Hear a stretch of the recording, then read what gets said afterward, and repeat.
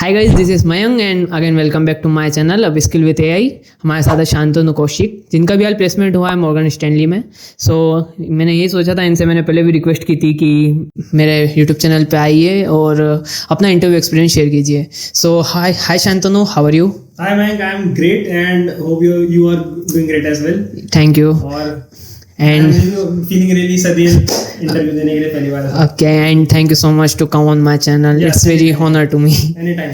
Okay, सो अपन start करते हैं कि सबसे पहले कि तुम्हारा इंटरव्यू जैसे शेड्यूल हुआ था, उससे पहले कितने क्या राउंड हुए थे, किस राउंड में क्या क्या चीज़ें तुमसे पूछी थी, साथ ही साथ तुम्हारा ओए हुआ था तो ओए में किस टाइप के क्वेश्चन तुमसे पूछे गए थे। सो वहाँ से स्टार्ट करते हैं। हाँ, तो मॉर्गन स्टैनली के प्लेसमेंट प्रोसीजर में टोटल दो चीज़ें हुई थी। पहला हमारा ओटी था, ओए था, और दूसरे हमारे फॉर्मल इंटरव्यूज थे। तो पहले ओए में हमारे तीन क्वेश्चन आए थे, जिसमें से 2 डीएसए थे और एक हमारा एसक्यूएल का था। एसक्यूएल में बेसिकली हमें वही सिंपल आपको क्वेरी दे रखी है और आपको डेटा दे रखा है, आपको क्वेरीज करनी है, उनका मतलब सूटेबल आउटपुट निकालना है। डीएसए वाले भी बेसिक क्वेश्चन थे, मतलब आप ले लो easy to medium level question से दोनों। और इसके बाद हमारा आता है हमारे इंटरव्यू में मेरे 3 राउंड हुए थे, technical 1, technical 2 and HR. Technical 1 and technical 2 में आपके वही टेक्निकल चीज़ें पूछी गई थी, और एचआर में आपका बेसिकली वर्क लाइफ बैलेंस, आपके बारे में आप क्या सोचते हो, इस टाइप के क्वेश्चन पूछे गए थे। सो वैसे तुम्हारा टेक्निकल 1 जो था वो कितनी देर चला था, और उसमें कोर क्वेश्चन भी पूछे थे या ओनली प्रॉब्लम सॉल्विंग के क्वेश्चन थे? तो टेक्निकल 1 एक्चुअली हमारे बैच से बहुत सारे लोग हुए थे इंटरव्यू के लिए सिलेक्ट। तो टेक्निकल 1 डिपेंड कर रहा था पर्सन टू पर्सन। मेरा 1 घंटा खींचा था, दोनों टेक्निकल राउंड मेरा ऑलमोस्ट 1 घंटे खींचे थे। कई लोगों के मतलब एवरेज लेंथ मेरे ख्याल से आधे घंटे से 45 मिनट थी, पर मेरे दोनों 1 घंटे खींचे थे। टेक्निकल के लिए सबसे पहले मुझसे डीएसए पूछे गए। टेक्निकल में मुझसे सिंपल स्टार पैटर्न प्रिंट करने को पूछा गया था, और दूसरा फिर मुझसे सॉर्टिंग का पूछा गया था विदाउट यूजिंग एनी लूप। तो उसका आंसर आप बेसिकली या तो बाइनरी सर्च ट्री बना लो और उस पर इन ऑर्डर ट्रैवर्सल कर लो, या फिर कोई उससे दूसरा सोल्यूशन ये कि आप हीप सॉर्ट कर दो। उसके बाद फिर मुझसे पूछा गया था कि बेसिक मुझसे कोर क्वेश्चंस पूछे गए थे। नॉर्मलाइजेशन क्या होता है, हाँ डीबीएमएस से पूछा गया था, ऑपरेटिंग सिस्टम से पूछा गया था। एक क्वेश्चन मुझसे कंप्यूटर नेटवर्क से पूछा था कि बेसिकली हॉप्स क्या होती हैं। जब हॉप्स यानी कि मतलब मेरा जो कंप्यूटर है और किसी और कहीं सर्वर है, तो वहाँ से क्या रिक्वेस्ट डायरेक्ट जाती है। उन्होंने मुझसे डायरेक्टली यही पूछा था कि रिक्वेस्ट डायरेक्ट जाती है क्या, या फिर बीच में और छोटे छोटे सर्वर्स भी होते हैं। तो मैंने बोला था कि छोटे छोटे सर्वर्स भी होते हैं, वो हॉप्स में जाती है रिक्वेस्ट। ओके, यानी बैकएंड रिलेटेड, डेवलपमेंट रिलेटेड भी? तो डेवलपमेंट रिलेटेड ही मुझसे पूछा था। मेरे वर्क एक्स में एक्चुअली जीसॉक भी लिखा था, तो उन्होंने मुझसे जीसॉक के बारे में पूछा था, और मुझसे स्मार्ट इंडिया हैकाथॉन के बारे में पूछा था। मैंने 2023 में पार्टिसिपेट किया, या मैंने देखा भी था, फाइनलिस्ट रहे थे स्मार्ट इंडिया हैकाथॉन SIH में। सो SIH के बारे में तुमसे यानी सिर्फ ओनली प्रोजेक्ट्स के बारे में पूछा कि ये एचआर राउंड में हुआ था क्या, कि फर्स्ट राउंड में? SIH और जीसॉक ऐसे टॉपिक्स थे जो मुझसे तीनों राउंड में पूछे गए थे। 3 ही राउंड्स में आपसे इसके क्वेश्चंस किए थे। तो वही है, मतलब अगर आप इन चीज़ को हाईलाइट करना चाहते हो तो अपने रिज्यूमे में आप ऊपर रखोगे चीज़ों को, तो ताकि वो रिक्रूटर जब भी इंटरव्यूअर उसके आंखों में पहली बार जाए और वो उसी से क्वेश्चन पूछेगा। आपका सबसे पहले तो जैसे आप फर्स्ट राउंड के लगे होगे तो इंट्रोडक्शन भी हुआ होगा। इंट्रोडक्शन के बाद आपसे डीएसए के क्वेश्चन स्टार्टिंग में प्रॉब्लम सॉल्विंग की आपकी चेक की होगी। उसके बाद फिर आपके यानी कोर क्वेश्चन की पूछे थे उन्होंने। ओके, सो आपसे जो डेवलपमेंट में क्वेश्चन पूछे थे, इसके अलावा और भी कुछ पूछा था आपसे, यानी फ्रंट एंड रिलेटेड या बैक एंड रिलेटेड? मुझसे बहुत ही सिस्टम डिज़ाइन पूछा था, पर बहुत ही लाइट लेवल के सिस्टम डिज़ाइन पूछा था। उन्होंने मेरा प्रोजेक्ट उठाया था, उसी प्रोजेक्ट में बोला था कि अगर मेरे को लेट्स से एक मीडिया प्लेयर की फंक्शनैलिटी इंप्लीमेंट करनी है तो मैं कैसे करूँगा। और उन्होंने बोला कि मान लो सब कुछ इंप्लीमेंटेड है पहले से ही। उन्होंने मुझसे डीएसए की तरफ ले गए थे उसी सेम ही क्वेश्चन को, और बोला था कि मेरे पास 3 गाने हैं, मेरे को उनको प्ले करना है रैंडम ऑर्डर में, कोई भी ऑर्डर हो सकता है, मतलब मैं बटन क्लिक करूँगा गाना प्ले होगा, तो मैं उसे कौन से डेटा स्ट्रक्चर से इंप्लीमेंट करूँगा। तो ये उन्होंने क्वेश्चन पूछा था, और डब्ल्यू लिंक लिस्ट उसका आंसर था, वो मैंने बोल दिया था, वो सेटिस्फाई थे। ऐसे ही ये जो क्वेश्चन थे ये फर्स्ट राउंड में हुए थे या सेकंड राउंड में? ये जो क्वेश्चन था एग्जैक्टली वाला फर्स्ट राउंड में हुआ था, और सेकंड राउंड में मुझसे कैशिंग के बारे में पूछा था। कैशिंग एज इन की CDN क्या होते हैं, कैशिंग क्या होती है, और इन 2 चीज़ों के बारे में मुझसे पूछा था। सिस्टम डिज़ाइन बहुत ही लाइट लेवल गया था हमारा। सो सेकंड राउंड में भी तुम्हारा डीएसए के क्वेश्चन बाबा पूछे थे?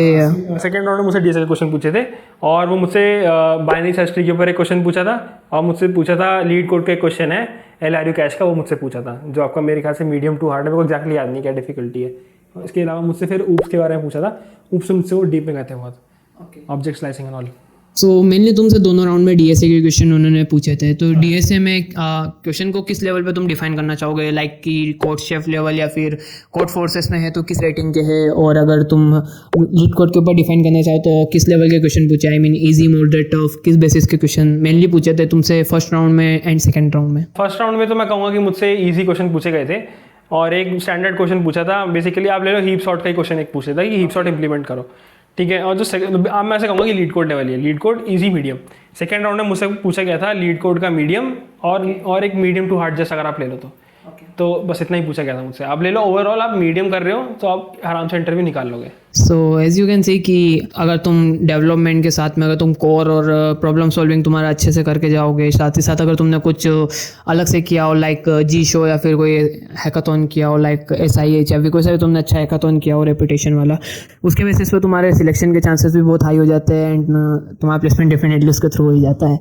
सो अब मैं इनसे ये पूछता हूँ कि तुमने जैसे जी शो का बताया कि मैंने जी शो में पार्टिसिपेट किया है, सो जी शो के बारे में उन्होंने क्या पूछा था, यानी किस बेसिस पे कैसे क्वेश्चन थे उनके जी शो के रिलेटेड? जी शो में उन्होंने बस मुझसे पूछा कि मैंने काम एक्चुअली किया क्या है। तो मैंने दोनों राउंड में मुझसे ये पूछा गया और इनफैक्ट HR में मुझसे ये पूछा गया। तो टेक्निकल राउंड से मुझसे दोनों में यही पूछा गया कि अपने प्रोजेक्ट के बारे में बताओ, आपने क्या किया है जीसॉक में।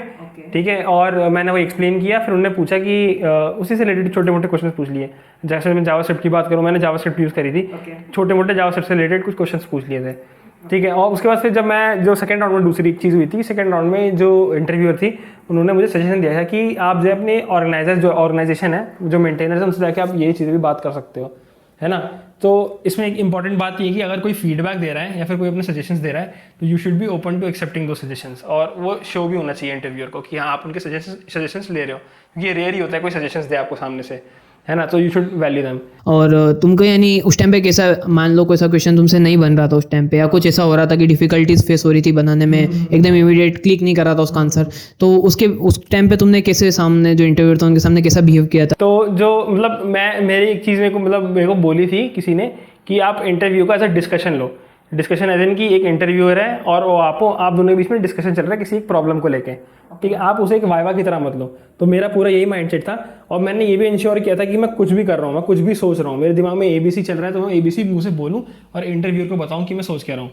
मैं लिखूंगा कि suppose latest print I on this line and हाँ टोटल मैंने इसी तरह से किया था।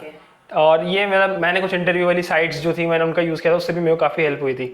थोड़ा बहुत AI का भी यूज़ किया। प्रैक्टिस कैसे की थी यानी? हाँ इंटरव्यू की मेरे को एग्जैक्टली मेरी वेबसाइट का नाम याद नहीं आ रहा। उसमें बेसिकली आप जो है AI के थ्रू जो है ना इंटरव्यू दे सकते हो अपना वो एनालिसिस के लिए। वैसे इसके ऊपर भी मैंने वीडियो बनाई है जिसमें मैंने रेमेस्टो के बारे में और अलग वेबसाइट्स के बारे में बताया, आप वो भी जरूर देख सकते हैं अगर आपको वीडियो देखनी हो तो। सो कंटिन्यू करते हैं। जैसे उसके अलावा आपने फ्रेंड्स के साथ भी प्रैक्टिस वगैरह? हाँ मैंने अपने फ्रेंड्स के साथ भी प्रैक्टिस करी थी मॉक इंटरव्यू की, और हम लोग अपनी वीडियो भी बनाते थे और उससे हम देखते थे कि हमारी गलतियाँ क्या क्या हो रही हैं। तो एक मॉक इंटरव्यू फ्रेंड्स के साथ वो भी बहुत अच्छी चीज़ है। बेसिकली जो भी टूल्स हैं और जो भी आपके फ्रेंड्स हैं सबका आप यूज़ करो, एक दूसरे के मत करो और फिर यूटिलाइज करो उसे। बेसिकली आइडिया ये है। सो इसके बाद अपन HR राउंड के ऊपर आते हैं। HR राउंड में तुमसे मेनली क्या पूछा था, यानी tell me about yourself, उसके बाद फैमिली, या फिर किस रिलेटेड तुम्हारा HR राउंड कैसे चला था, थोड़ा उसके बारे में भी डिस्क्राइब कर दो। तो HR राउंड में मुझसे मतलब 3-4 बेसिकली अगर हम टॉपिक वाइज देखें तो 2-3 चीज़ों पे ही चला है। सबसे पहला टीम वर्क, क्योंकि उन्होंने SIS वगैरह देख लिया था और एक टीम वाला प्रोजेक्ट मेरे रिज्यूमे में देख लिया था। दूसरा मेरे opinions on work life balance, और तीसरा फिर उसके बाद रैंडम क्वेश्चन ही थे।